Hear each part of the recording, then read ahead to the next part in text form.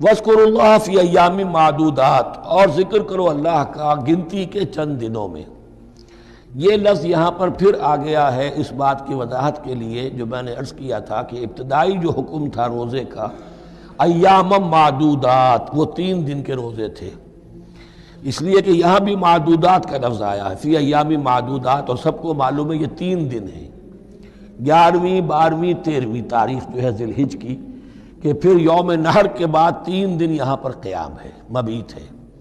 وہ 3 دن ہیں ایام معدودات۔ فمن تعجل فی یومین، تو جو کوئی 2 دن ہی میں جلدی سے واپس آ جائے، فلا اثم علیہ، یعنی 3 دن پورے نہیں کرتا، 2 دن ہی میں واپسی کو اختیار کر لیتا تو کوئی گناہ اس پر نہیں ہے۔ ومن تاخر،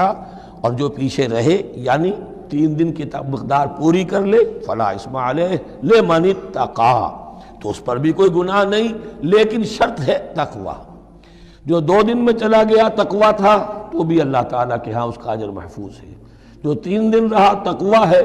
تیسرے دن اس نے کچھ اور ہی حرکتیں نہ شروع کر دی ہوں، جی اکتایا ہوا ہے اور طبیعت کے اندر جو ہے وہ ٹھہراؤ نہیں ہے، تو وہ تیسرا دن اس کے لیے کچھ خاص مفید نہیں ثابت ہوگا۔ لیکن یہ کہ اصل شے جو ہے اللہ کے ہاں جو چیز کے شرط لازم ہے قبولیت کے لیے وہ تقوی ہے۔ لمن اتقی واتقوا اللہ واعلموا انکم الیہ تحشرون، اور اللہ کا تقوی اختیار کرو اور یہ مستحضر رکھو اپنے ذہن میں کہ تمہیں اسی کی جانب جمع کر دیا جائے گا، تم سب کے سب ہانک کر لے جائے جاؤ گے اسی کی جناب۔